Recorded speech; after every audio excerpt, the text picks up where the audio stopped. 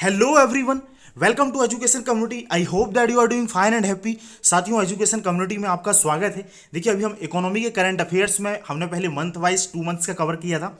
उसके बाद हमने 365 को उठा लिया है और उसका एक हिस्सा हमने कवर किया है। साथियों, दो अन्य चीज़ें मैं आपको बता दूं कि जो भी यहाँ पर मैं जो वीडियोस आपको प्रोवाइड कर रहा हूँ, इसके जो है आप डेली एमसीक्यू कर सकते हैं। तो जो कम्युनिटी पोस्ट है वहाँ पर जाके मैं एक पेपर शेयर कर देता हूँ, उसमें आपके 5 से 10 एमसीक्यू होते हैं, आप वहाँ पर प्रैक्टिस कर सकते हैं। दूसरी बात, सीसेट को लेके क्या है कि वहां पर मैं एक दो क्वेश्चन नंबर सिस्टम के क्वेश्चन शेयर करता हूं, और साथ ही में हमारा जो कॉम्प्रीहेंशन वाला सेगमेंट है उसके क्वेश्चंस तो आप चाहें तो वहां पर भी डेली जो है उनको सॉल्व कर सकते हैं और एक कंटिन्यूटी मेंटेन कर सकते हैं। इसके साथ ही अगर आने वाले समय में टाइम के अकॉर्डिंग अगर मेरे को टाइम मिल पाता है तो हम सीसेट की सीरीज को भी कंटिन्यू करेंगे। तो चलिए स्टार्ट करते हैं। आज का जो हमारा ये वीडियो है, इसमें जो हमारा पहला आर्टिकल है, पहली न्यूज़ ये है भाई कि स्ट्रेंथनिंग स्टेट फाइनेंसेस, यानी कि राज्य के वित्त को मजबूत करना। देखिए, न्यूज़ ये है, अगर आपने साल भर करंट अफेयर्स में कुछ ना कुछ जरूर सुना है, तो अक्सर एक पॉलिटिकल गलियारे में एक चर्चा रही है कि भाई जो आधारभूत सुविधाएं हैं, जिनको अक्सर फ्रीबीज कह दिया जाता है, कि ये राज्य ना बांटें क्योंकि इससे राज्य की वित्तीय स्थिति कमजोर होती है। सेंट्रल गवर्नमेंट ने इसको लेकर चिंता व्यक्त करी है।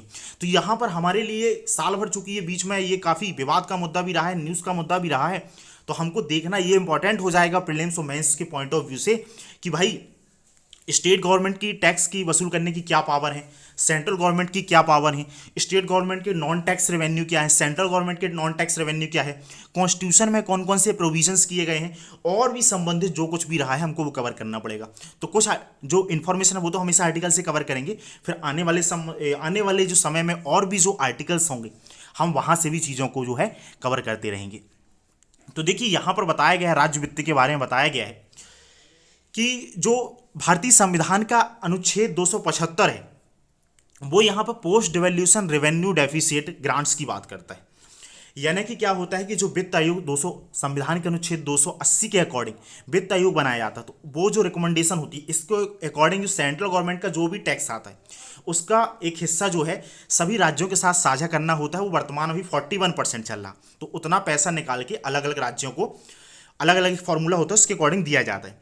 उसके बाद भी अगर राज्यों का जो है राजस्व की उनको नुकसान हो रहा होता है, या राजस्व का नुकसान तो नहीं, उनके हम ये बोलते हैं कि उनका जो खर्चा है उनकी जो इनकम से ज़्यादा हो रहा है, तो वहाँ पर सरकार जो है उनको पोस्ट डिवैल्यूशन रेवेन्यू डेफिसिट्स ग्रांट्स जो है उनको दे सकती है, ताकि वो राजस्व खातों में दिखने वाले अंतर को पूरा कर सकें। फिर भारतीय संविधान के 282 में के तहत विवेकाधीन अनुदान की बात करी गई है कि ये सेंट्रल गवर्नमेंट की इच्छा पर निर्भर है कि वो चाहे तो इस पर ग्रांट दे भी सकती है और नहीं भी दे सकती है।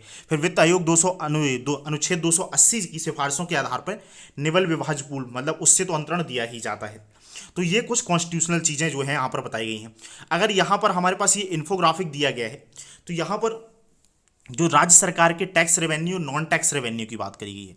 तो टैक्स रेवेन्यू में क्या है, एक तो राज्य का अपना टैक्स आता है, दूसरा सेंट्रल गवर्नमेंट से जो ट्रांसफर किया जाता है। तो सेंट्रल गवर्नमेंट से मैंने आपको बता दिया, उसके अकॉर्डिंग जो फाइनेंस कमीशन का जो फॉर्मूला था उससे ट्रांसफर होता है। उसके अलावा जो हमने ये ग्रांट्स की बात करी यहाँ पर, उनके तौर पे आता है। देखिए, जो ग्रांट्स में पैसा मिलना होता है वो जो स्टेट गवर्नमेंट्स होती हैं या कोई बॉडी है, कोई भी प्राइवेट बॉडीज भी है, तो ग्रांट्स के तौर पे पैसे को वापस नहीं करना होता है, इंटरेस्ट के तौर पे हमको ब्याज के साथ पैसा वापस करना पड़ता है। राज्य सरकार की जो अपने टैक्स होते हैं, तो भारतीय संविधान की अनुसूची जो 3 अनुसूचियां हैं, तो उसमें जो संघ सूची के विषय हैं उस पर सेंट्रल गवर्नमेंट कानून लगा सकती है, जो राज्य सूची के विषय हैं उस पर स्टेट गवर्नमेंट कानून लगा सकती है, और समवर्ती सूची के मामलों में दोनों लगा सकती हैं। तो अगर आप लक्ष्मीकांत में देखेंगे तो नंबर ऑफ सब्जेक्ट तो जो है सेंट्रल गवर्नमेंट के पास करीब 15 है जब कॉन्स्टिट्यूशन बना, और 20 जो है स्टेट को दिए गए हैं, लेकिन क्वांटिटी वाइज स्टेट के पास जो है राजस्व के साधन कम है और सेंट्रल के पास ज़्यादा है। तो राज्य वैसे कौन से मामलों पे कानून कर लगा सकता है, तो जैसे कि कोई स्पेशल टाइप की इनकम, जैसे व्यवसाय के थ्रू, व्यापार के थ्रू, या फिर जो इनकम रोजगार से पैदा होती है उसके ऊपर, उसमें 2500 की हालांकि लिमिटेशन लगाई गई है, और उस पर ज़्यादातर राज्य जो है टैक्स अभी लगाते नहीं है। फिर संपत्ति और कैपिटल ट्रांजेक्शन पर टैक्स लगाया सकता है, वस्तुओं सेवाओं पर कर लगा सकता है। हालांकि वस्तुओं सेवाओं पर भी बहुत सारा दायरा जो है वो जीएसटी के अंदर में आ गया है। तो ये हो जाते हैं राज्य के अपने रेवेन्यू। आप इसमें जो भारतीय राज्य व्यवस्था पर लक्ष्मीकांत जो बुक है, वहाँ पर जो केंद्र राज्य संबंध में केंद्र और राज्य की जो वित्तीय दायित्व शक्तियों से संबंधित चैप्टर है, वहाँ पर भी आप जो है इसको अच्छे से कवर कीजिएगा। फिर गैर कर राजस्व की बात करें तो स्टेट के जो सरकारी कंपनियां होती हैं, पीएसयू होती हैं, पब्लिक सेक्टर एंटरप्राइजेस, तो उनका जो डिविडेंड के तौर पर पैसा आता है, लाभांश के तौर पर, जितनी भी राज्य सरकार की हिस्सेदारी होती है उसका जो लाभांश आता है और उसके लाभ के तौर पर जो प्रशासनिक सेवाएं वगैरह दी जाती हैं उसके एवज में शुल्क वगैरह लिया जाता है, वो नॉन टैक्स रेवेन्यू में आ जाता है उसके किसके, राज्य सरकारों की। इसके बाद संघ सरकार के द्वारा अनुदान की बात करें, अगर जो ग्रांट्स मिलती है तो वो आपदा राहत अनुदान मिलती है, डिजास्टर के लिए ग्रांट्स मिलती है, डिजास्टर मैनेजमेंट के लिए। फिर स्थानीय निकायों के लिए अभी अनुदान दिया जाता है सेंट्रल गवर्नमेंट के अकॉर्डिंग। सेंट्रल गवर्नमेंट जो है वित्त हमारा जो फाइनेंस कमीशन होता है, ठीक है, वित्त आयोग, तो वो वहाँ पर कुछ रिकमेंडेशन देता है, तो वो जो है लोकल बॉडीज़ को भी ग्रांट के तौर पर पैसा दिया जाता है। उसके बाद क्या है, राजस्व घाटा अनुदान, जो उसके बाद में हमने नीचे बात कर ली है। अब यहां पर देखिए एक शब्दावली है यहां पर कि आकस्मिक देयताएं, कॉन्टीजेंट लाइबिलिटीज क्या होती हैं। तो कई बार क्या होता है कि राज्यों को जैसे अपनी उधारी लेनी, तो उसके ऊपर क्या है कि गारंटी देनी होती है, तो सेंट्रल गवर्नमेंट ने जैसे गारंटी दे दी, और अगर उसमें फिर वो है, मान लो राज्य सरकार है या कोई और बॉडी है, ऐसी स्थिति में वो डिफॉल्ट कर जाती है, पैसा नहीं दे पाती है, तो फिर वो देयताएं जो है गारंटर होता है उसके ऊपर बन जाती हैं, और ऐसा जो पैसा दिया जाता है वही है जो कॉन्टीजेंट लाइबिलिटीज यानी कि आकस्मिक देयताओं के दायरे में आ जाता है। फिर यहाँ पर राज्य सरकारों की जो वित्तीय स्थिति है उसको मजबूत करने के लिए सेंट्रल गवर्नमेंट ने क्या क्या कदम उठाए हैं।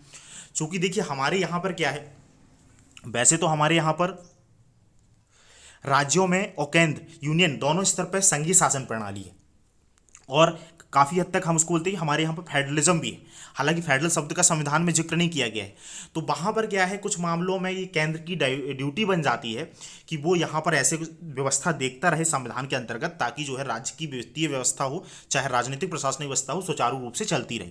तो सरकार जो सेंट्रल गवर्नमेंट है कुछ नियम वगैरह बनाकर या कुछ लिमिटेशंस फिक्स करके जो है राज्य की इस व्यवस्थाओं को इंश्योर करती है।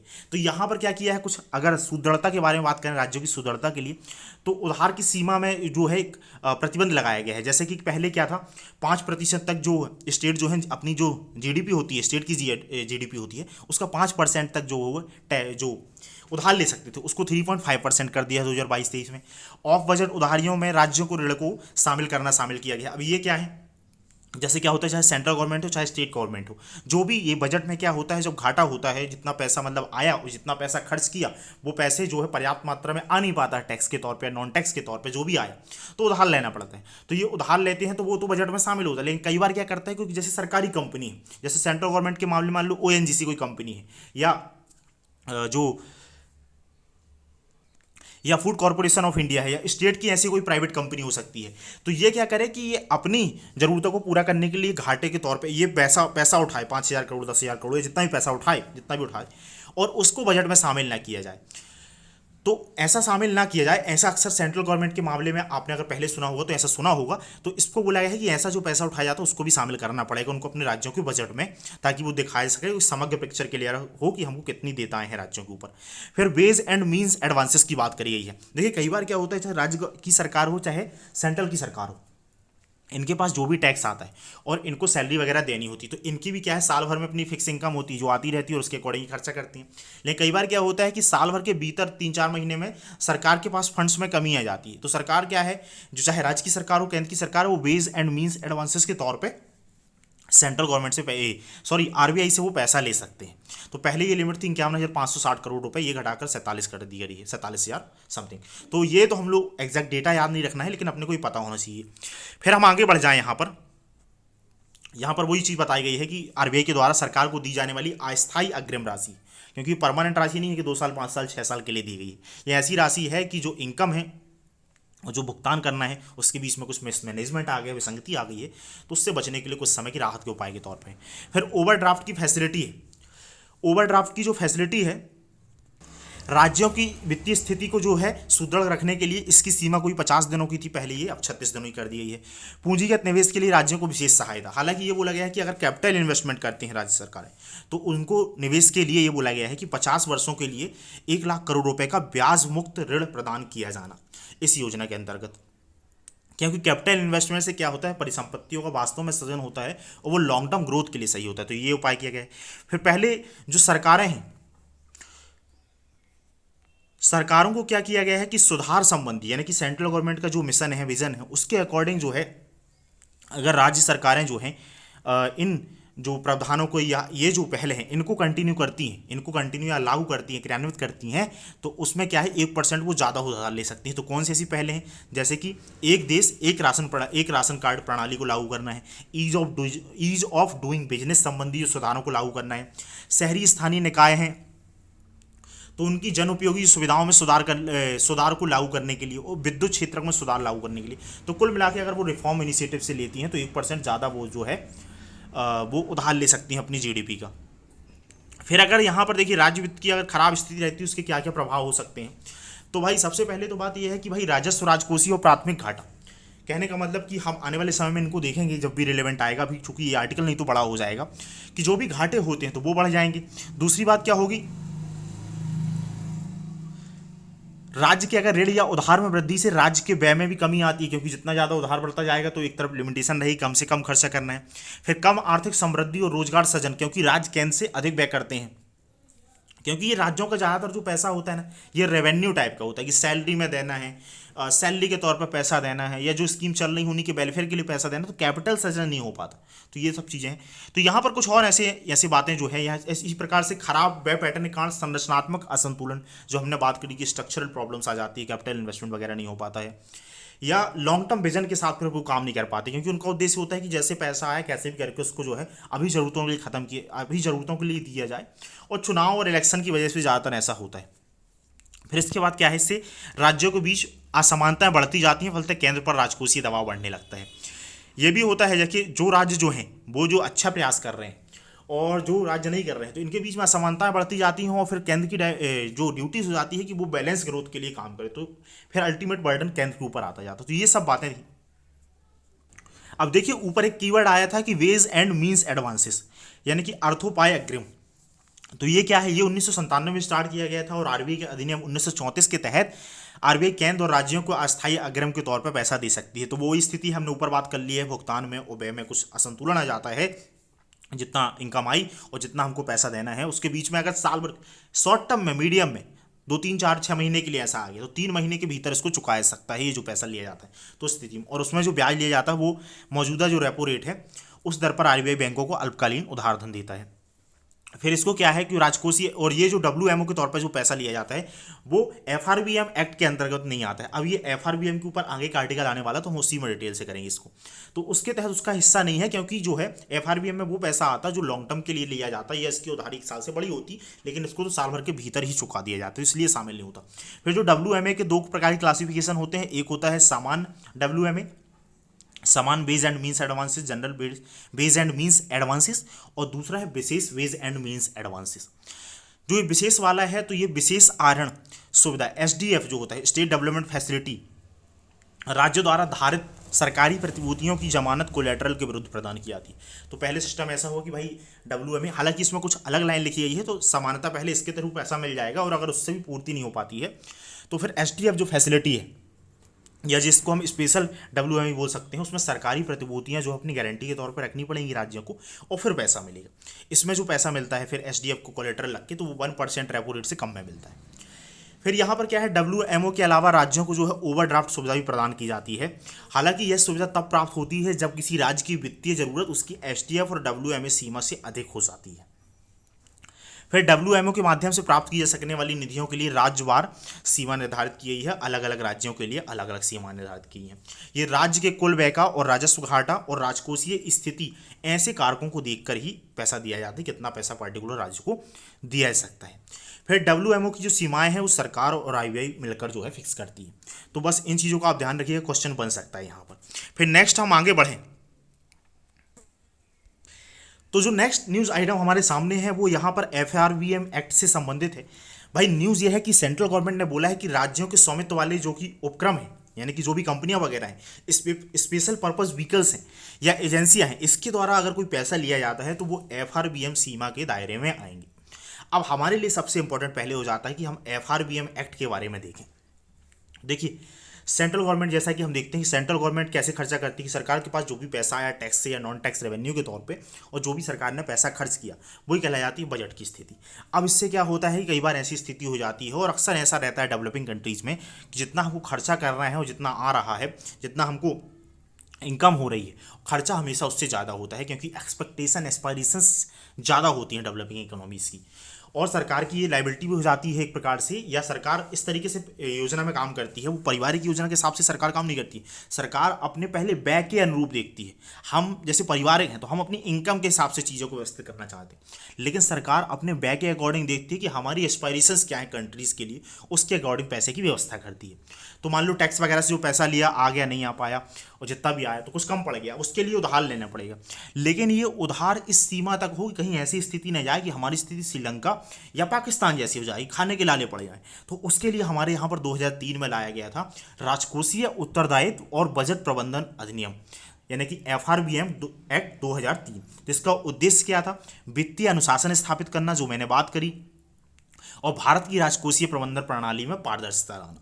इसके तहत क्या किया जाता है कि राजकोषीय घाटा है, राजस्व घाटा है, ऋण GDP अनुपात है, कमी लाने का लक्ष्य निर्धारित किया जाता है। जैसे राजकोषीय घाटे की बात करें हम सिंपली, तो जितना सरकार का टोटल बजट में जितना हमने टोटल खर्चा किया और जितना हमारे पास आया, पैसा आया, उन दोनों के बीच का जो डिफरेंस है वो राजकोषीय घाटे में आ जाता है।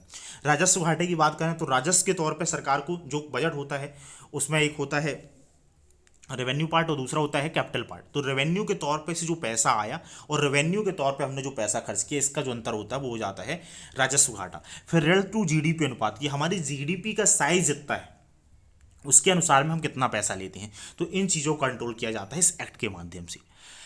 इसमें दीर्घकालिक उद्देश्य क्या है कि जो राजकोषीय स्थिरता लाना और मुद्रास्फीति संबंधी उपाय करने के लिए RBI को लचीलापन या विकल्प उपलब्ध जो है करवाए रखना। कहीं ऐसी स्थिति ना होगी या RBI भी जो अपनी तरफ से उठा के कदम ना उठा सके।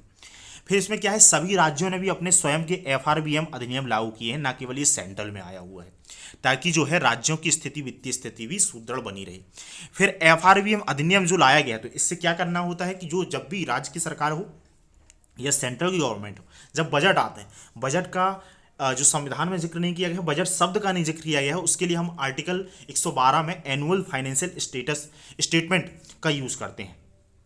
एनुअल फाइनेंशियल स्टेटमेंट का यूज़ करते हैं।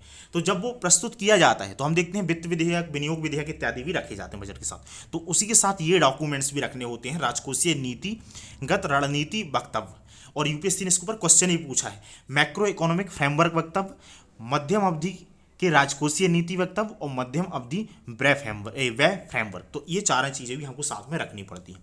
लक्ष्य की बात करें तो एक NK सिंह समिति बनी थी, उसने 2023 तक कुछ जो टारगेट सेट किए थे, उसमें ये रखा गया था कि 31 मार्च 2023 तक GDP का 2.5% ही हमारा अधिकतम लोन होना चाहिए।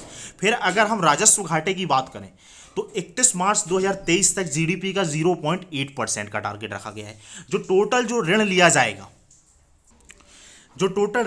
जैसे हमने ऊपर बात करी थी कि ऋण टू GDP रेशो, तो यहाँ पर ये 60% रखने को बोला गया है और सेंट्रल गवर्नमेंट के लिए 40%, यानी कि जितनी सेंट्रल गवर्नमेंट की GDP है अराउंड 236 लाख करोड़, उसका 60% तक, और जो राज्य सरकार है उसका 20% सीमा रखी है। अब सेंट्रल गवर्नमेंट के पास क्या है, ज़्यादा लाइबिलिटीज़ होती हैं, ज़्यादा काम करना चाहिए, पूरा डिफेंस का उसको काम देखना है, तो इस तरीके से ज़्यादा लाइबिलिटीज़ होती है। तो इतने टारगेट्स दिए गए और इसके ऊपर UPSC ने क्वेश्चन ही पूछा है, इसलिए अभी भी पॉसिबिलिटी बराबर बनी हुई है। फिर इसके बाद हमने यहाँ पर अगर हम बात करें तो यहां पर मैंने FRBM एक्ट के बारे में बताया, फिर मैंने इस आर्टिकल की सुर्खियों में बताया था कि सरकार ने क्या बोला है राज्यों के लिए। यहां पर फिर हम कुछ और जानकारी देखें अगर यहां पर, तो जो ये जो उधार लिए जाते हैं, जो ऊपर बताया गया है, स्पेशल पर्पस व्हीकल के थ्रू लिए जाते हैं, या जो राज्य सरकार की एजेंसियां होती हैं उनके थ्रू लिए जाते हैं पैसे, या राज्य के स्वामित्व वाले उपक्रम होते हैं इनके थ्रू लिए जाते हैं। तो ये जो राज्य के राजस्व घाटा और राजकोषीय घाटे को प्रभावित करते हैं, इसलिए ऐसे उधार लेने के लिए संविधान के अनुच्छेद 293(3) के तहत केंद्र सरकार की मंजूरी भी लेनी होती है। अगर राजस्व घाटे की अब बात करें तो मैंने आपको ऊपर बता दिया कि जो भी राजस्व में इनकम होती है, बजट का जो राजस्व अकाउंट होता है उसमें जो इनकम होती है और जो हम राजस्व अकाउंट में खर्च करते हैं पैसा, तो उन दोनों के गैप जो है राजस्व खाते में, राजस्व रेवेन्यू डेफिसिट में आ जाता है। फिर अनुच्छेद 293(3) की बात करें तो ये प्रावधान करता है कि यदि राज्य सरकारों पर भारत सरकार का ऋण बकाया है तो उन्हें नए ऋण लेने के लिए केंद्र की अनुमति लेने की आवश्यकता होगी। देखिए, इससे संबंधित क्वेश्चन पूछे गए हैं और अभी भी संभावना है, इसलिए आप लोग बराबर ध्यान दें। फिर सभी राज्यों ने 12वें वित्त आयोग की सिफारिशों के अनुसार अपने FRBM अधिनियम लागू किए हैं। 12 फाइनेंस कमीशन एक्ट के अकॉर्डिंग सभी राज्यों ने भी अपने FRBM अधिनियम लागू किए हैं और इस अधिनियम की निगरानी संबंधित राज्य विधानमंडल का, राज्य का जो विधानमंडल होता है वो ये देखता है कि इस अधिनियम की जो है क्रियान्वयन किया जा रहा है नहीं किया जा रहा। फिर यहाँ पर प्रत्येक जो वित्तीय वर्ष की शुरुआत में केंद्र सरकार प्रत्येक राज्य की सामान्य निवल उधार सीमा तय करती है। ठीक है, प्रत्येक फाइनेंशियल ईयर की स्टार्ट में कितना पैसा उधार लेना है ये सेंट्रल गवर्नमेंट स्टार्ट करती है स्टेट गवर्नमेंट के लिए। फिर यहाँ पर 2022-23 के लिए राज्यों की निवल उधार सीमा को जीएसडीपी का यानी कि ग्रॉस स्टेट डोमेस्टिक प्रोडक्ट का 3.5% निर्धारित किया गया है कि स्टेट की जितनी भी जीडीपी है उसका 3.5% ये ऋण के तौर पे ले सकते हैं। फिर हम आगे बढ़ जाते हैं तो हमारे सामने नेक्स्ट जो न्यूज़ आइटम है वो यहाँ पर म्यूनिसिपल फाइनेंस से संबंधित है कि जो वित्तीय जो शहरी स्थानीय निकाय होती हैं उनकी वित्तीय व्यवस्था से संबंधित। तो न्यूज़ क्या है भाई, जो आरबीआई ने नगर जो निकाय हैं उनकी वित्त व्यवस्था पर एक रिपोर्ट जारी करी है और यह रिपोर्ट जो है नगर निकायों की वित्त व्यवस्था पर अब तक का सबसे व्यापक विश्लेषण है। तो यहाँ पर उन्होंने बताया 201 नगर निगम जो है उनका एनालिसिस किया है, उनके आधार पर उनका जो बजट है उनका एनालिसिस करके यहाँ पर ये जो है वित्तीय मैकेनिज्म के बारे में आरबीआई ने एक डिटेल में जो है रिपोर्ट पब्लिश करी है। तो यहाँ पर देखिए सरकार के 3 आयाम होते हैं। सबसे ऊपर होता है यूनियन गवर्नमेंट यानी केंद्र सरकार जिसको हम बोल देते हैं, राज्य सरकार है, और नीचे स्थानीय सरकार है। स्थानीय सरकार में भी 2 बॉडीज़ हैं, एक तो पंचायती राज संस्थाएं हैं ग्रामीण एरियाज में, और शहरी क्षेत्रों में शहरी स्थानीय निकाय। अगर इनके फाइनेंसिंग की बात करें तो उनके पास कैसा पैसा आता है, केंद्र सरकार की ओर से जो करों का हस्तांतरण है वो किया जाता है, उसके थ्रू पैसा आता है। स्थानीय सरकारों के लिए वित्त आयोग द्वारा निर्धारित कुछ अनुदान जो होते हैं उसके थ्रू पैसा आता है, और वित्त आयोग द्वारा निर्धारित अन्य अनुदान उसके थ्रू पैसा आता है, और योजनाओं से संबंधित अनुदान ये पैसा आता है राज्य के पास। और इसी में से उसमें एक हिस्सा ये भी होता है जो डायरेक्ट जो है जो शहरी स्थानीय निकाय है उसके पास पैसा आता है, जो वित्त आयोग ग्रांट्स के तौर पर फिक्स करता है कितना पैसा जाना चाहिए। फिर राज्य सरकारें जो है, राज्य सरकारों में आवंटित राजस्व जो होता है राज्य सरकारों द्वारा स्थानीय निकायों की ओर से वसूले गए टोल, कर, शुल्क, प्रशुल्क इत्यादि के आधार पर, तो राज्य जो फाइनेंस कमीशन होता है उसकी रिकमेंडेशन के आधार पर कुछ पैसा जो है स्थानीय निकायों को दिया जाता है। और अनुदान एवं ऋण के तौर पर भी जो है राज्य सरकारों के द्वारा स्थानीय निकाय को पैसा दिया जाता है। फिर अनुदान, तो जब जो स्थानीय सरकार हो गई, या मान के चलिए आप किसी भी सिटी में रहते हैं तो वहाँ पर जो म्यूनिसिपल बॉडीज़ हैं तो वहाँ पर अब उसके टैक्स के सोर्स हो गए, तो भाई जो आंतरिक सोर्स हैं जो खुद वसूल करने हैं वो कर के तौर पे है, भूमि कर के तौर पे, संपत्ति कर के तौर पे पैसा लिया सकता है। अगर नॉन टैक्स की बात करें तो किराया और अन्य शुल्क के तौर पर पैसा आता है। फिर कुछ और जो बाहरी स्रोत हो सकते हैं उसमें अनुदान एवं ऋण को शामिल किया गया है, जैसे घरेलू संस्थाएं हैं, वित्तीय इंटरमीडियरी जो फंड जो इंस्टीट्यूशन है वहाँ से पैसा लिया सकता है। फिर कैपिटल मार्केट्स के थ्रू पैसा लिया सकता है, या दानकर्ता एजेंसियों के थ्रू, तो वो एक्सटर्नल पैसा आ जाता है शहरी स्थानीय निकायों के पास। तो ये इनके फंडिंग का मैकेनिज्म होता है। कुछ यहाँ पर कॉन्स्टिट्यूशनल बात करी गई है जो हम लक्ष्मी यादव में पढ़ते हैं कि जो 74वां संविधान संशोधन अधिनियम 1992 है उसके द्वारा भारतीय संविधान की 12वीं अनुसूची को शामिल किया गया है, और इसमें शहरी स्थानीय निकायों को संस्थागत रूप प्रदान किया गया था ताकि जमीनी स्तर पर लोकतंत्र को मजबूत हो सके। इसके बाद जो है, हालांकि ये जो 12वीं अनुसूची है 74वां जो संविधान संशोधन अधिनियम 1992 है, इसमें नगर निकायों की वित्तीय सूची के बारे में स्पष्ट तौर पर प्रावधान नहीं है। ये जो अधिकार है कि कौन कौन से जो फाइनेंशियल अधिकार होंगे, किस तरीके से वो अपने फंड्स को अरेंज करेंगे, ये अधिकार जो है राज्यों के ऊपर छोड़ दिया गया है, राज्य सरकारों के ऊपर, कि वो निर्धारित करेंगे। फिर अगर हम आगे बढ़ जाएं और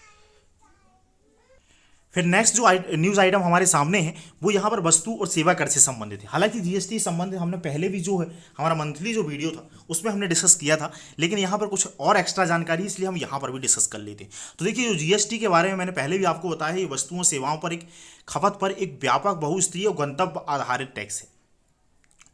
व्यापक है यानी कि बहुत सारी वस्तुओं गुड्स को सबको समाहित करता है और एक ही कर है। उसके बाद बहुस्तरीय है, जो अलग अलग स्टेजेस होते हैं किसी वस्तु के विक्रय के, वहाँ पर लगाया सकता है। और डेस्टिनेशन बेस है कि जहाँ पर वो वस्तु जाके बेच रही है वहाँ पर टैक्स लगता है। तो ये इन 3 शब्दों का मतलब हुआ। फिर यहाँ पर अगर हम इसकी हिस्ट्री की बात करें तो 2003 में सबसे पहले जो केलकर टैक्स रिफॉर्म पर केलकर टास्क फोर्स है उसने इसका उल्लेख किया था।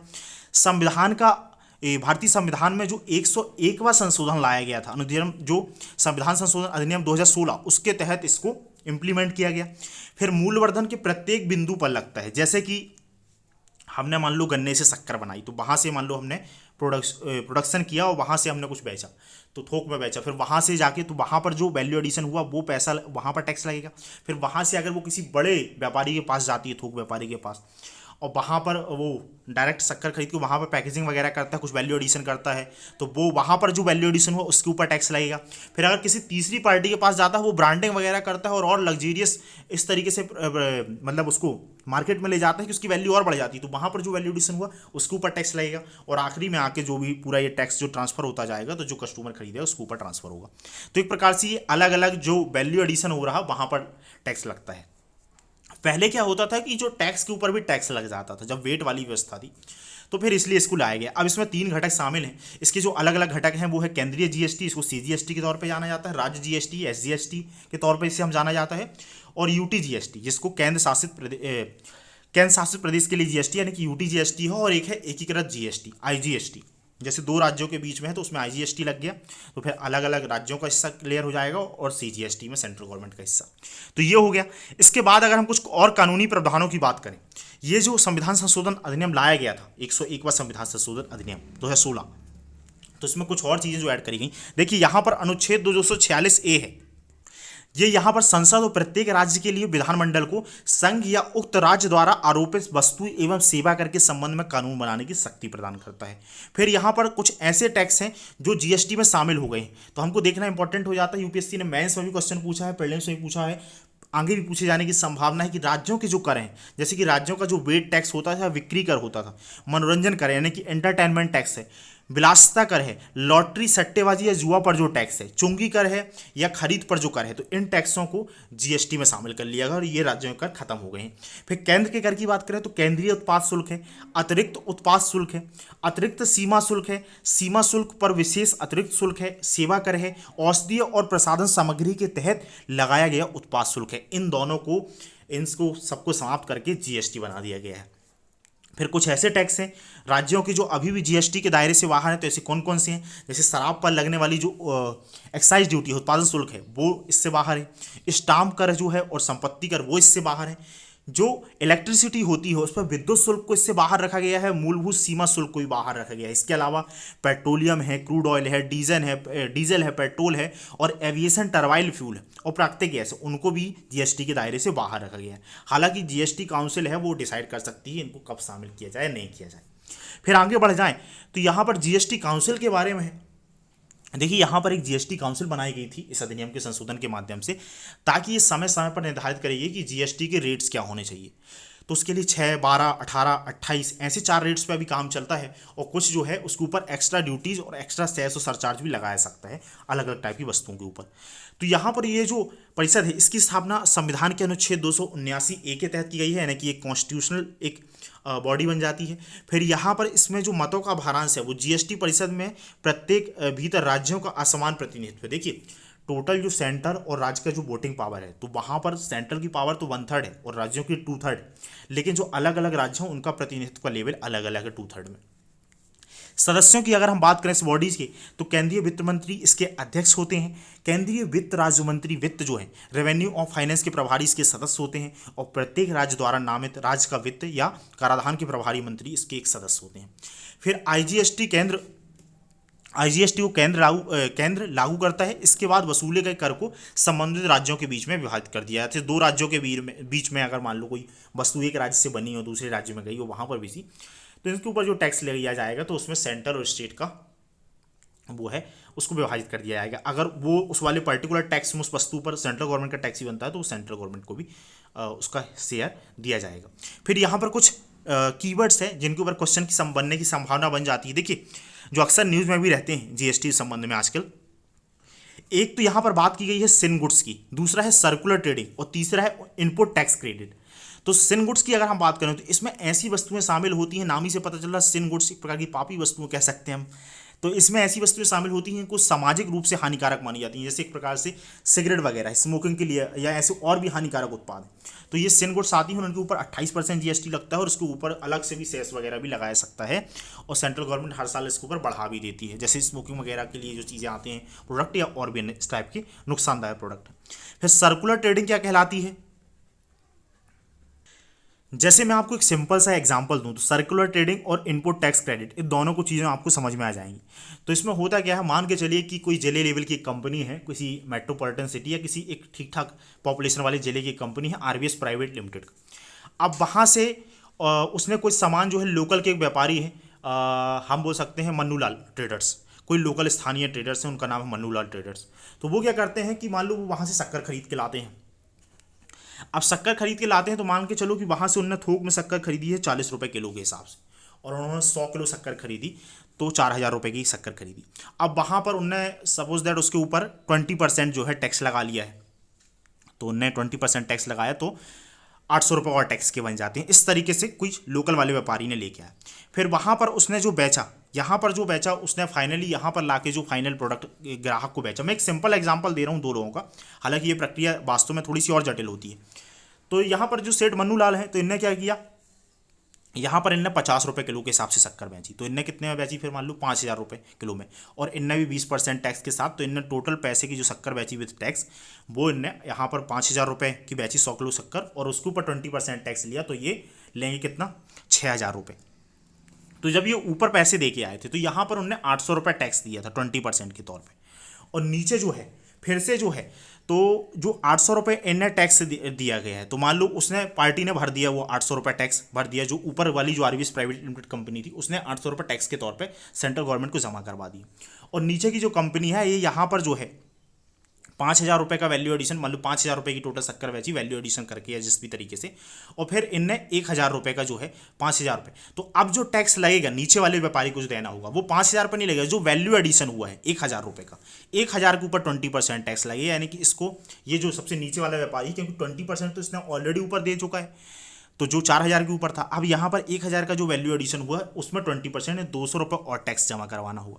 तो कई बार क्या होता है कि इसके लिए इनपुट टैक्स क्रेडिट का दावा करना पड़ता है। मान लो यहाँ पर मन्नू लाल जो व्यापारी था इसने फिर से पूरे पैसे भर दिए, जो पैसे भर दिए यहाँ पर, तो जो नीचे वाला व्यापारी है उसने क्या किया कि 20% तो जो 4000 के ऊपर टैक्स लगना, अब जो यहाँ पर इसने जो वस्तु बेची होगी, जो भी वस्तु, तो जो कि जो वस्तु बेची जाती है तो उसमें प्राइस रेट वगैरह डाला रहता है, तो उसकी वजह से क्या होता है कि ये फिर से पूरा का पूरा टैक्स जो है नीचे वाला व्यापारी भी सेंट्रल गवर्नमेंट को जमा करवा देगा। लेकिन इसने क्या है कि ये जो व्यापारी है अपना पैसा, तो अल्टीमेट जो टैक्स होता है उसका बर्डन तो कंज्यूमर जो होता है उसके ऊपर जाता है, लेकिन ये जो व्यापारी है इसने अपने 800 रुपये तो पहले ही टैक्स के तौर पर जो है ऊपर वाले व्यापारी को आरवीएस कंपनी को दे आए थे। तो आरवीएस कंपनी से क्या करेगा, सेंट्रल गवर्नमेंट का जो टैक्स डिपार्टमेंट है उसके साथ ये बोला इनपुट क्रेडिट का दावा करिए कि 800 रुपये मेरे को वापस मिलना चाहिए। तो ये जो अपना टैक्स भरने के बाद ये वहाँ पर अपना इनवॉइस जो होगा वो देगा, और जो है वो दावा करेगा कि इतना पैसा दिया जाना चाहिए। लेकिन कई बार क्या होता है, और इसी तरीके से जो आरबीएस प्राइवेट लिमिटेड कंपनी है, तो ये जो ऊपर वाली कंपनी से इसने पैसा लिया था तो वो प्रक्रिया ऐसे चलेगी। तो यहाँ पर एक इनपुट जो टैक्स क्रेडिट है उसके लिए दावा किया जाएगा। दूसरा मैं एक और एग्जाम्पल दूँ, जैसे कि मान के चलिए कोई चार्टर्ड अकाउंटेंट है। अब चार्टर्ड अकाउंटेंट उसकी साल भर में जो भी इनकम होता है उसके ऊपर वो अपने टैक्स देता है। तो उसने लेकिन जो जो वस्तुएं खरीदी होंगी, मान लो अपना ऑफिस बनाने के लिए जो उसने फर्नीचर वगैरह खरीदा होगा या बिल्डिंग्स वगैरह जो रेंट पे ली होगी उस पर भी उसने टैक्स दिया होगा। तो और फिर फाइनली जो उसकी फाइनल इनकम है उसके ऊपर वो टैक्स दिया। तो जो टैक्स उसने यहाँ पर दिया था उसका चार्टर्ड अकाउंटेंट वो दावा कर सकता है कि मैंने ये टैक्स यहाँ पर दे दिया था और फिर से मैंने अपनी पूरी इनकम पर भी टैक्स दिया है, तो आप मेरे को ये जो है इनपुट क्रेडिट के तौर पर मेरे को आप वापस कर दो। तो कई बार इसके लिए क्या होता है कि ये फेक इनवॉइस बिल जारी, अब इसमें इनवॉइस की भूमिका हो जाती है। तो कई बार ये जो बीच वाली मीडिएटर कंपनी होती है फेक इनवॉइस जारी करती हैं, ये कहला जाती है सर्कुलर ट्रेडिंग। इसी प्रकार से इनपुट टैक्स क्रेडिट क्या हो जाएगी, तो वही जो स्थिति आ जाएगी कि जो वहाँ पर इनपुट जो हमने दिया था आरबीएस प्राइवेट लिमिटेड कंपनी के मामले में, तो वहाँ पर से जो पैसा हमारे पास जो वहाँ पर हमने दावा किया हुआ था तो कि हमने चूंकि वहाँ पर से वो बेच दिया है, और जो कंपनी जो private limited RBS private limited company है तो वो जो पहले वाली कंपनी से लेके आए थे उसने जो वहाँ पर पैसा दिया था, तो वहाँ पर से वो टैक्स जो अपनी इनपुट क्रेडिट लेने के लिए सेंट्रल गवर्नमेंट के पास दावा करेगी भाई टैक्स अथॉरिटी के पास कि हमको ये क्रेडिट जो मैंने टैक्स ऊपर अथॉरिटी को दे दिया था ये आप मेरे को वापस कर दीजिए। और फिर इस तरीके से जो नीचे वाला व्यापारी होगा ये फिर से यहाँ से दावा करे। तो ये प्रक्रिया ऐसी चलती रहती है। अब इसमें देखिए एक और न्यूज़ थी कि जीएसटी में क्या हुआ कि जब राज्यों को इसमें शामिल कर लिया गया तो बहुत सारे राज्यों को ये दिक्कत थी कि हमारा जो टोटल जो रेवेन्यू है उसमें हमारा नुकसान हो सकता है, जो टैक्स रेवेन्यू है, तो उसके लिए कोई ना कोई इंश्योरेंस सेंट्रल गवर्नमेंट को देना चाहिए क्योंकि हम नहीं तो इसमें शामिल नहीं हो। तो सेंट्रल गवर्नमेंट ने बोला कि भाई हम इसमें एक कॉम्पनसेशन सेस बनाएंगे और इसमें कुछ ऐसी वस्तुएं हैं जो नुकसानदेह वगैरह हैं या जिससे अतिरिक्त टैक्स वसूला सकता है उनके ऊपर हम एक्स्ट्रा टैक्स लगाएंगे, एक्स्ट्रा सेस के तौर पर पैसा लेंगे और फिर जो राज्यों की जो भी नुकसान हुआ है उसको अगले 5 साल के लिए दिया जाएगा। तो ये जो है उपकर की अवधि जो है अब ये हुआ है कि अब 2016 से इम्प्लीमेंट किया गया, 16 से लेके अब तो 22 तक 5 साल की अवधि पूरी हो गई, लेकिन ये समाप्त हो गया था। अब हुआ कि कोविड के टाइम पे क्या है, टैक्स की नुकसान तो ज़्यादा हो गया, तो राज्य सरकारों ने और दावा किया कि भाई सेंट्रल गवर्नमेंट से पैसा देना चाहिए। तो सेंट्रल गवर्नमेंट ने बोला कि जब टैक्स ही नहीं आ रहा तो कैसे पैसा देंगे। फिर ये सब जो भी मामला हुआ तो सेंट्रल गवर्नमेंट ने पैसा उधार लेके दिया राज्यों को, क्योंकि वो प्रॉमिस किया गया था कानून के अकॉर्डिंग। तो ये पैसा जो दिया तो उसकी भरपाई के लिए क्या है कि इस कोर्स को फिर से आगे बढ़ा दिया गया है। 2022 से लेकर 2026 तक इसको फिर से ये कर जो पहले लगाया जाता था कंपनसेशन सेस, ये फिर से कंटिन्यू किया जाएगा। इसको पहले 2 जून 2022 में समाप्त हो जाना था, लेकिन अब फिर से ये कंटिन्यू किया जाएगा। और ये जो पैसा वसूला जाएगा इसको जो पहले लिए गए ऋण हैं उनको चुकाने के लिए किया जाएगा। हालांकि अभी ये तय नहीं हुआ है कि इसके बाद जो अभी जो पैसा आ रहा है अब भी राज्यों को क्षतिपूर्ति जो हो रही है वो दी जाएगी या नहीं दी जाएगी, ये चीज़ क्लियर नहीं है। फिर ये जो जीएसटी कंपनसेशन सेस लगाया जा सकता है वो चुनिंदा जो वस्तुएं सेवाओं हैं उनकी आपूर्ति पर लगाया जाता है। इसमें विलासिता है, अनावश्यक नुकसानदेह वस्तुएं शामिल जैसे पान मसाला है, तंबाकू उत्पाद इत्यादि हैं, ये सब वस्तुएं इनके ऊपर लगाया जाता है। वस्तुओं और सेवा कर की अगर हम बात करें, अधिनियम 2017 के प्रावधानों के अनुसार जीएसटी के कार्यान्वयन के कारण होने वाले राजस्व की किसी भी नुकसान के लिए राज्यों को 5 वर्ष की क्षतिपूर्ति का आश्वासन दिया गया था। इसको हमने देख लिया और इसका भुगतान जो है द्विमासिक आधार पर किया जाता था। फिर अगर हम आगे देखें कुछ और चीज़ें हैं, 2 बातें हैं यहाँ पर कि प्री पैकेज्ड और लेवल वाली वस्तुओं पर जीएसटी का लागू होना, और दूसरा है मुनाफाखोरी रोधी एंटी प्रॉफिटेरिंग। तो यहाँ पर क्या है कि जीएसटी के तहत अनाज, दाल और आटे जैसे जो खाद्य पदार्थों के 25 किलोग्राम तक के जो सिंगल पैकेज आते हैं इनको प्री पैकेज्ड या लेवल माना जाता है, और इस प्रकार के सिंगल पैकेज 5% की दर से जीएसटी लगाया जाएगा। अगर हालांकि जो रिटेलर व्यापारी, खुदरा व्यापारी हैं, यानी कि सेठ जैसे चमन लाल, मन्नू लाल की मैंने बात करी, तो लोकल वाले जो व्यापारी होते हैं, स्थानीय व्यापारी होते हैं, लोकल जो है लोकल धंधे वाले होते हैं, तो इन लोगों के लिए क्या है, खुदरा व्यापारी इसमें से अगर वो 25 किलो का पैकेट लाते हैं और अगर ये खुले उसको पैकेट को खोल कर फिर सेल कर रहे हैं तो फिर उसके ऊपर टैक्स नहीं लगाया जाएगा। फिर एक और चीज़ होती है कि कई बार क्या होता है कि सेंट्रल गवर्नमेंट अलग अलग समय पर टैक्स जो है कम करती रहती है। मान लो कोई 12% वाली वस्तु सेंट्रल गवर्नमेंट को लगा तो उसमें 6% कर दिया, 18 वाली थी तो 12% कर दिया, ये कम है ज़्यादा ऐसा कुछ किया। तो इसमें ये देखना होता है कई बार क्या करती हैं कि मान लो पहले की प्राइस वाली वस्तुएं जो मार्केट में अवेलेबल थी तो वो लोग उसी दाम पे बेच रहे होते हैं और वो टैक्स का लाभ जनता को नहीं देते हो, महंगा मतलब ये जो महंगा टैक्स पर ही बेच रहे होते हैं। सरकार ने जो कम टैक्स किया उसका फ़ायदा नहीं देते। तो इसके लिए एक बॉडी बनाई गई थी, national anti profiting national NAPA करके एक बॉडी बनाई गई थी, NAAP। उसको हम NAA भी बोल सकते हैं और NAPA भी बोल सकते हैं, नेशनल एंटी प्रॉफिटिंग अथॉरिटी। तो ये बनाई गई थी और ये एक प्रकार का एक स्टैट्यूटरी मैकेनिज्म बनाया गया था कि अगर इस तरीके से वो कंपनी इस तरीके से व्यापारी करते हैं तो उनके ऊपर जो है कार्रवाई की जाएगी। और इसके एक सनसेट क्लॉज के तौर पे इसको ऐसा किया गया था कि NAA का कार्यकाल 2 वर्ष के लिए निर्धारित किया गया था, लेकिन जीएसटी परिषद इसे आगे भी बढ़ा सकती है। तो ये एक बॉडी है। फिर अगर हम आगे बढ़ जाएं और हमारा जो नेक्स्ट न्यूज़ आइटम है डिजिटल टैक्स के बारे में, देखिए पीछे जो मैंने एक इन्फॉर्मेशन यहाँ पर आप लोगों को टैक्स क्रेडिट से संबंधित बताई थी, वहाँ पर सर्कुलर ट्रेडिंग के बारे में, इनपुट टैक्स क्रेडिट के बारे में, अगर वो चीज़ आपको क्लियर नहीं हुई तो मैं अलग से वीडियो बना के या इसी में कमेंट बॉक्स में वो क्लियरली आपको एक बार फिर से समझा दूंगा, या नेक्स्ट जो वीडियो आता है तो उसमें हम टाइम को देखते हुए मैं उसमें क्लियर कर दूंगा। तो फिलहाल ये है डिजिटल टैक्स के बारे में। तो यहाँ पर न्यूज़ ये है कि जो G24 समूह में शामिल भारत समेत अन्य विकासशील देशों ने डिजिटल सर्विस टैक्स से संबंधित संप्रभु वचन देने के प्रस्ताव का विरोध किया है। अब हमको यहाँ पर ये जो डिजिटल सर्विस टैक्स वगैरह क्या है, फिर ये OECD की यहाँ पर बात की जा रही है कि OECD के प्रस्ताव के तहत देशों से भविष्य में इक्वलाइजेशन लेवी, समकारी शुल्क इक्वलाइजेशन लेवी जैसे किसी भी डिजिटल सर्विस टैक्स को लागू नहीं करने की मांग की गई थी, और इसलिए G20 समूह ने, जो भारत समेत विकासशील देशों का समूह है, उसने इसके लिए वचनबद्धता ना देने की बात रखी है। फिर यहाँ पर वैश्विक कर समझौते की बात करी है। तो यहाँ पर कुछ चीज़ें हमारे लिए इंपॉर्टेंट हो जाती हैं, और ये ग्लोबल मिनिमम टैक्स जो है, वैश्विक कर समझौता, ये इंपॉर्टेंट हो जाता है, या डिजिटल टैक्स, डिजिटल जो इक्वलाइजेशन लेवी वगैरह, ये क्या है, हम इनके बारे में देखते हैं। इस आर्टिकल में देखिए 2 चीज़ों के बारे में बात करी है। एक तो है OECD की 2 स्तंभों वाली योजना है, और दूसरी बात है यहाँ पर कि ग्लोबल मिनिमम टैक्स के बारे में बात करी गई है। तो देखिए इसके पीछे का मैं आपको बैकग्राउंड बताऊँ। ये क्या होता है कि ये बड़ी बड़ी जो मल्टीनेशनल कंपनीज होती हैं, जैसे कि गूगल वगैरह है, फेसबुक वगैरह है, तो ये कंपनियाँ क्या करती हैं कि कई बार तो ये क्या है, जैसे इनके ऑफिस वगैरह क्या है छोटे कंट्रीज़ में होते नहीं है, और हालांकि इनका व्यापार तो वहाँ पर भी होता है, इनकी प्रेजेंस वहाँ पर भी होती है, और वहाँ पर जो एडवर्टाइजमेंट वगैरह दिखाए जाते हैं इन जो वेबसाइट्स पे, सोशल मीडिया प्लेटफॉर्म्स पे, या अमेजोन जैसी जो कंपनियाँ हैं, तो इन पर जो भी यहाँ पर जो ट्रेड वगैरह होता है, या जो मान लो हमने सोशल मीडिया कंपनी का एग्जाम्पल लिया, फेसबुक का हम एग्जाम्पल उठा लेते हैं, इसको आजकल मेटा नाम दे दिया गया है। तो यहाँ से इनने मान लो जो एडवर्टाइजमेंट हुए उनसे जो पैसा वसूला, तो ये कई बार क्या है यहाँ पर प्रॉफिट नहीं देती, ये बोल देती हैं भाई हमारा तो यहाँ पर कुछ ट्रेड हो ही नहीं रहा, हमारे ऑफिस वगैरह तो यूएस में, तो हम यूएस में ऑफिस देंगे, यूएस में जो हमारे ऑफिस है वहाँ पर जो हमारा जो टोटल टैक्स है उसका जो हमारा रेवेन्यू उस पर हम टैक्स देंगे, हम यहाँ पर टैक्स नहीं देंगे। कई बार ये कंपनियां ऐसा भी प्रयास करती हैं कि जैसे क्या करती हैं, ये अपनी कंपनियां कहाँ पर स्थापित कर लेती हैं, जैसे कि मॉरिशस है, सिंगापुर है, या केविन आइलैंड जैसी कंपनी जो देश है जहाँ पर टैक्स काफ़ी कम है, तो वहाँ पर एक कंपनी स्थापित करी और अपना जो यहाँ पर प्रॉफिट हो गया ये दिखा दिया कि हम उस कंपनी की सब्सिडरी कंपनी थी, या अपने टैक्स में जो भी चीज़ें इनने खरीदी, जो भी वस्तुएं वगैरह खरीदी हैं यहाँ पर उसको दिखा दिया, उसको बढ़ चढ़ के प्राइस दिखा दिया, और एक प्रकार से इनका जो प्रॉफिट है वो बाहर ऐसी कंट्री में सोर्स कर दिया, वहाँ कंट्री में दिखा दिया जहाँ टैक्स बहुत कम है। तो इस तरीके से एक प्रकार से ये टैक्स चोरी करती हैं या टैक्स बचाती हैं। तो इसकी वजह से क्या होता है कि दुनिया भर के देशों में नुकसान होता है, और ज़्यादातर ये कंपनियाँ फिर जो कंपनियाँ अपने ऑफिस ऐसे देशों में बनाती हैं जहाँ पर टैक्स वगैरह कम हो। तो इसकी वजह से डेवलपिंग कंट्रीज़ का बड़ी भारी मात्रा में नुकसान होता है और डेवलप कंट्रीज़ का भी नुकसान होता है। तो इसके लिए एक प्रपोज किया गया है ग्लोबल मिनिमम टैक्स। तो हम पहले देखते हैं कि ग्लोबल मिनिमम टैक्स के बारे में हम देखते हैं कि ये क्या चीज़ है, उसके बाद हम आएंगे यहाँ पर ये देखेंगे कि ये यूरोपियन यूनियन है उसके संबंध में क्या पहल स्टार्ट करी है।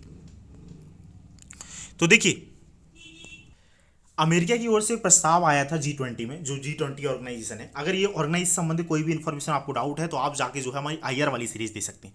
तो वहाँ पर ये बोला गया कि हम एक मिनिमम टैक्स लगाएंगे, मिनिमम मतलब 15% का बोला था कि मिनिमम 15% टैक्स लगाएंगे, कोई भी कंपनी है तो मिनिमम हर ये इतना इसके ऊपर टैक्स लगाया जाएगा, और कोई भी देश है वहाँ पर इनको इतना टैक्स देना होगा। तो इसके अल्टरनेट के तौर पे क्या है, यूरोपियन यूनियन की भी एक योजना है। तो ये यूरोपियन यूनियन की दो जो स्तंभों वाली योजना है, कि BEPS प्रस्तुत यानी कि base halogen and profit shifting है।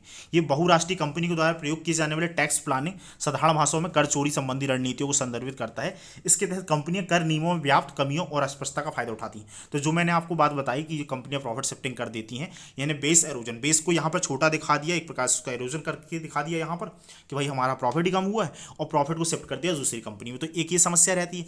फिर टैक्स अवॉइडेंस संबंधी प्रयास रहते हैं। टैक्स अवॉइडेंस एक ऐसी चीज़ हो जाती है कि यहाँ पर कानून का वायोलेशन तो नहीं किया जाता है, लेकिन कानून में अगर कोई ऐसा लूप होल है जिसके फ़ायदा उठाया सकता है टैक्स कम देने के लिए, तो उसका फ़ायदा उठाया जाता है।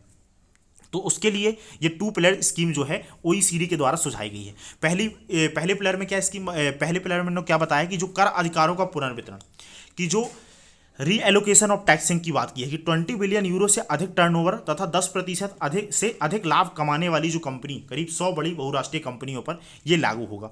दूसरा बोला है कि global anti base halogen mechanism बनाया गया है।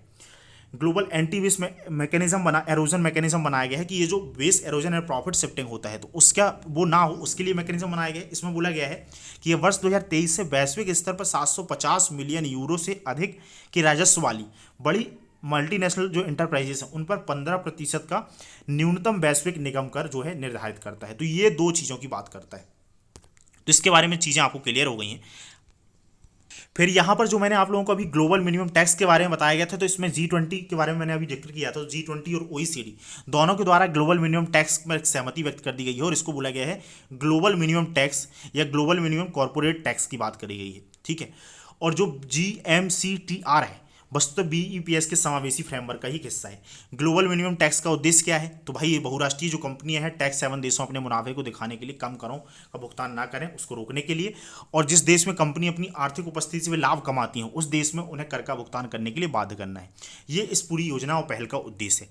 अब अगर इस संदर्भ में भारत को लेकर क्या डेवलपमेंट हुए, अगर उसके बारे में हम थोड़ी सी बात करें, तो यहाँ पे क्या है, भारत ने ये प्रावधान तो अभी आ रहे हैं। भारत ने क्या किया था 2016 में, ये जो भी कंपनी है तो यहाँ पर टैक्स तो ये दे नहीं रही थी, तो भारत ने इनके ऊपर क्या है इक्वलाइजेशन लेवी लगा दिया था। और इस UPSC ने इसके ऊपर क्वेश्चन ही पूछा, डिजिटल वस्तुएं सेवाओं की डिजिटल कारोबारी गतिविधियों पर लगने वाले कर को डिजिटल टैक्स कह देते हैं। इस प्रकार को हम डिजिटल, तो एक प्रकार से इक्वलाइजेशन जो लेवी उसको डिजिटल टैक्स भी हम बोल सकते हैं। और वो एक प्रकार का डायरेक्ट टैक्स है, क्योंकि कंपनियां प्रॉफिट कमा रही हैं उनके ऊपर डायरेक्ट पैसा टैक्स लगाया जा रहा है, उनसे डायरेक्टली लिया जा रहा। तो एक प्रकार का डिजिटल टैक्स है, और इसी को इक्वलाइजेशन लेवी अथवा डिजिटल टैक्स भी कह सकते हैं। इसको शुरुआत करी गई थी 2016 में, और 6% इसको लगाया गया था। जो ऑनलाइन विज्ञापन सेवाएं तक जो सीमित विदेशी डिजिटल कंपनियां जैसे कि गूगल है, फेसबुक इत्यादि है, इन पर लगाया गया था। और इस प्रकार के कर को डिजिटल एडवर्टाइजिंग टैक्स भी कहा जाता है। फिर भारत सरकार ने क्या किया है कि जो वित्त अधिनियम 2020 के माध्यम से भारतीय आयकर अधिनियम के दायरे का विस्तार करके इक्वलाइजेशन लेवी को इसमें शामिल कर लिया और समान रूप से EL 2.0 या इक्वलाइजेशन लेवी 2.0 के नाम से भी इसको जाना जाता है। तो वो सब वही बातें हैं कि भारत सरकार क्या है अपने लेवल में ये प्रयास कर रही थी। फिर मैंने बात करी कि भाई G20 में जो है G20 में एक प्रपोजल आया, फिर उसको थोड़ा सा और एडवांस वर्जन जो है OECD ने बना दिया और दोनों को मिला के अब वो टैक्स की बात करी जा रही है। फिर इसके बाद क्या है कि जो विदेशी ई कॉमर्स कंपनियों के व्यापार और सेवाओं पर 2% का डिजिटल टैक्स भी जो है अब जो है लगाया जाता है, इसको या इक्वलाइजेशन लेवी लगाई जाती है। इसके बाद अगर हम G24 के बारे में बात करें कि ये संगठन कौन सा है, तो ये अंतर्राष्ट्रीय मौद्रिक मामलों के विकास पर एक अंतर सरकारी समूह है और इसे वर्ष 1971 में G77 द्वारा स्थापित किया गया था। अब देखिए जो G77 है इसमें ज़्यादातर डेवलपिंग कंट्रीज़ हैं और ये ऐसी आवाज़ उठाते हैं ताकि जो डेवलपिंग कंट्रीज़ हैं उनकी आवाज़ जो है मजबूत हो सके। उन्हीं से G24 ग्रुप बना था और इसकी औपचारिक स्थापना 1972 में हुई थी। इसका उद्देश्य था कि जो पश्चिमी जो फाइनेंस डेवलपमेंटल इंस्टीट्यूशन है या ब्रेटन वुड्स संस्थान है, IMF, वर्ल्ड बैंक वगैरह या WTO वगैरह, उनकी चर्चाओं में विकासशील देशों के मुद्दों विचारों को रखना। मुख्यालय की बात करें तो इसका मुख्यालय जो है वाशिंगटन USA में है और सदस्य जो है इसके 29 सदस्य हैं, वो भारत G24 का एक सदस्य है। तो ये इन्फॉर्मेशन हो गई। इसके बाद क्या है कि जो हमने यहाँ पर 2% की बात करी थी, ये इन कंपनी वो भारत सरकार के द्वारा लगाया जाता है। तो अमेजॉन है, वॉलमार्ट की स्वामित्व वाली फ्लिपकार्ट और 2 करोड़ या उससे अधिक की वार्षिक टर्नओवर वाली दूसरी कंपनियों पर भी लगाया जाता है। और इस डिजिटल सर्विस टैक्स का उद्देश्य ये सुनिश्चित करना है कि भारतीय डिजिटल बाजार से अर्जित राजस्व पर विदेशी डिजिटल सेवा प्रदाता उचित कर का भुगतान करें। मतलब जो भी फॉरेन में जिनके ऑफिस हैं वो कंपनियां हैं जो यहाँ पर व्यापार कर रही हैं, 2 करोड़ से ज़्यादा उनका टर्नओवर है, तो वो यहाँ पर टैक्स का भुगतान करें। हालांकि ये जो ग्लोबल मिनिमम टैक्स है उसके कार्यान्वयन से संबंधित चुनौती ये है कि यूरोपीय देशों ने जो डिजिटल कराधान को प्राथमिकता दी है, जबकि USA ने वैश्विक न्यूनतम कर को प्राथमिकता दी है। देखिए जो ऊपर मैं बता रहा था तो वहाँ पर थोड़ा सा कॉन्फ्लिक्टिंग हुआ बोलने में, लेकिन उसका कहने का मतलब ये है कि जो G20 में अमेरिका की पहले मैंने बताया था कि वहाँ पर ग्लोबल मिनिमम टैक्स की बात करी जा रही है और यूरोपीय कंट्री ने डिजिटल टैक्स को वरीयता दी है ताकि हमारे पास उसमें डिजिटल टैक्स में ज़्यादा इंडिपेंडेंस होगी, हम अपने हिसाब से टैक्स लगा सकते हैं। और US ने बोला है कि हम इसमें ग्लोबल मिनिमम टैक्स लगाते हैं, तो इसकी वजह से ये है इंप्लीमेंटेशन में इसकी प्रॉब्लम है। फिर यहाँ पर आर्थिक सहयोग और विकास संगठन के बारे में और देख लेते हैं। तो ये जो एक संगठन है ये अंतर्राष्ट्रीय संगठन है और इसकी स्थापना 1961 में आर्थिक सहयोग संगठन की जगह पर की गई थी। पहले यहाँ पर ऑर्गेनाइजेशन फॉर इकोनॉमिक कोऑपरेशन था, उसकी जगह OECD organisation for economic cooperation and development की स्थापना 1961 में की गई थी और OECC की स्थापना जो है 1948 में यूरोपियन पुनर्निर्माण के लिए जो मार्शल योजना आई थी, पूरे जो यूरोप के कंट्री बर्बाद हो गए थे उसके लिए एक मार्शल प्लान आया था ताकि यूरोप को जो है सहायता दी सके डेवलपमेंट के लिए। तो उसके पुनर्निर्माण के लिए जो है संचालित करने में मदद करने के लिए पहले इसकी स्थापना की गई थी OEEC की और उसी को बाद में रूपांतरित करके 1961 में OECD बना दिया गया। फिर उद्देश्य क्या था भाई, बेहतर जीवन के लिए बेहतर नीतियाँ बनाना है। अन्य महत्वपूर्ण जानकारियों की बात करें तो ये बेहतर प्रमाणों अनुभव को साझा करने, साझा आर्थिक विकास, सामाजिक आर्थिक को बेहतरी को करने के लिए काम करता है, कुल मिला के डेवलपमेंट के लिए काम करता है और OECD नेशन के लिए काम करता है। अब भारत इसका सदस्य नहीं है, ज़्यादातर इसमें वो सदस्य हैं जिनकी जो इकोनॉमी है, पर कैपिटा इनकम है वो काफ़ी ज़्यादा हाई है और डेवलप कंट्रीज ज़्यादा इसमें शामिल है। कुछ प्रकाशन सूचकांक की बात करें तो ये अंतर्राष्ट्रीय प्रवासन आउटलुक और OECD बेटर लाइफ इंडेक्स जो है रिलीज़ करता है। देखिए अभी हमारे जो वीडियोस की लेंथ है वो थोड़ी सी बड़ी हो जा रही है, मेरा प्रयास होगा कि मैं इसको छोटा करूं।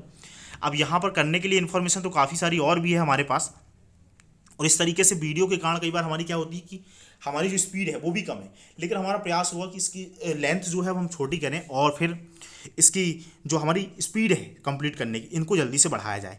तो थैंक यू सो मच।